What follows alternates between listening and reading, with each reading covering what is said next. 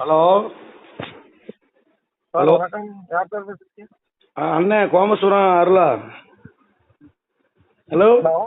கோமசுரம் அருளா? BDO Pudukkottai BDO. நீங்க sir? இல்லை சார், புதுக்கோட்டை வீடியோ பேசுறேன். நீங்க தான்? புதுக்கோட்டை பீடியோ ஹைகோர்ட் மகாராஜாவா? ஹைகோர்ட் மகாராஜ் தேவேதா. சார், நான் லஞ்ச ஒழிப்புலேருந்து பேசுகிறேன் சார். சொல்லுங்க சார், சொல்லுங்க சார், சொல்லுங்க சார், உங்கள் பஞ்சாயத்தில் மாப்பிள்ளையில் ஏகப்பட்ட கம்ப்ளைண்ட் வருது சார். மாப்பிள்ளை ஒரு இல்லையா சார்? ஆமாம். மாப்பிள்ளை ஒரு அணி. சொல்லுங்க, என்ன பிரச்சனை சார்? ரொம்ப ரொம்ப அந்த பஞ்சாயத்தில் நிறைய அலிகேஷன் நடந்திருக்கு. உங்கள் துறை சார்ந்த விஷயமும் நிறைய நடந்திருக்கு. சரி சார், நான் அந்த பீடியோட சொல்லிடுறேன் சார். அந்த பீடியோ தான் இப்போ தண்ணி அளவில். அந்த பீடியோ தான் இப்போ பிரசிடென்ட் அந்த பஞ்சாயத்துக்கு. பிரசிடெண்டா? பிரசிடென்ட் இப்போ கிடையாதுல்ல சார். பிரசிடென்ட் கிடையாது, சரவணன் கிடையாது. அவன் கிடையாதுனால நம்மளுக்கு அதுக்கு தனி அலுவலர்னு பானு மேடம். நம்ம 20 பஞ்சாயத்துக்குமே தனி அலுவலர் வந்து இன்னொரு பிடிஓ. இல்ல, பிரசிடென்ட் இருக்கும்போது நடந்த தப்பு தான் இப்ப வெளியே வருது. அப்படியா சார்? பிரசிடென்ட் இருந்த காலம் 5 வருஷத்துல என்னென்ன தப்புலாம் பண்ணாங்களோ அந்த தப்பு பூரா இப்ப எனக்கு புகாரா பேப்பரை கையில கொடுக்காங்க. சரி சார், சரி சார். அப்போ அந்த நம்ம வீடியோக்கு இது ஃபார்வர்டு பண்ணிருங்க. இல்ல, உங்களை தான் சொல்றாங்க. ஹைகோர்ட் மகாராஜாவும் இதுல உடன்பட்டு இருக்காரு, அவரு தான் இதுக்கு பொறுப்பா இருந்தாரு அப்படின்னு சொல்றாங்க. அதனால உங்களுக்கு கேட்டேன். நான் அந்த வீடியோ கிடையாது. எப்போ?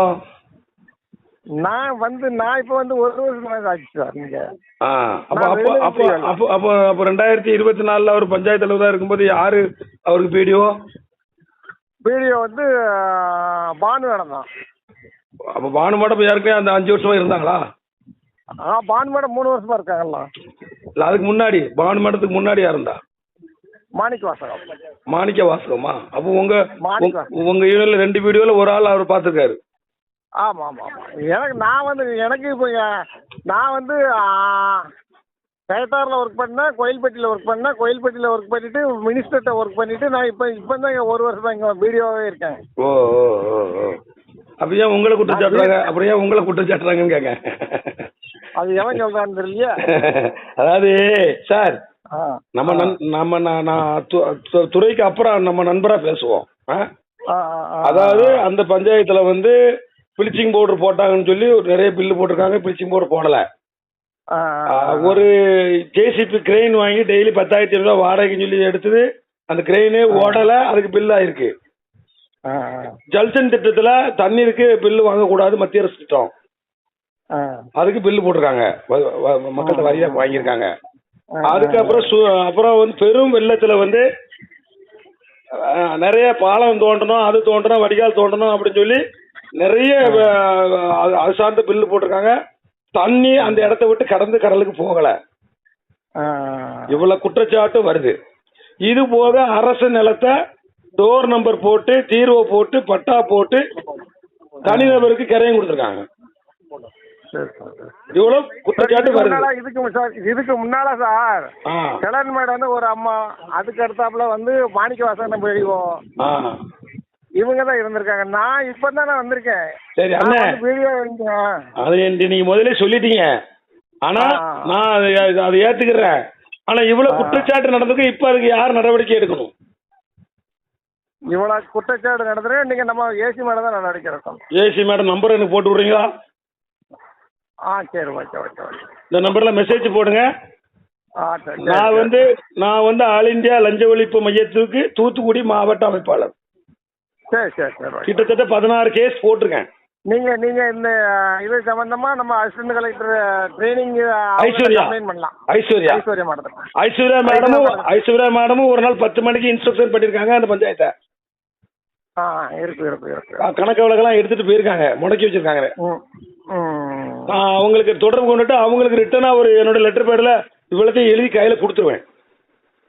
மேடத்துல கையில கொடுத்துருங்க. ஆமா, லெட்டர்ல நம்ம ரெக்கார்டிங்ல லெட்டர் கொடுக்கணும்ல. கண்டிப்பா கண்டிப்பா கொடுத்தாதான் அவங்களுக்கு அதோட விவரம் தெரியும்.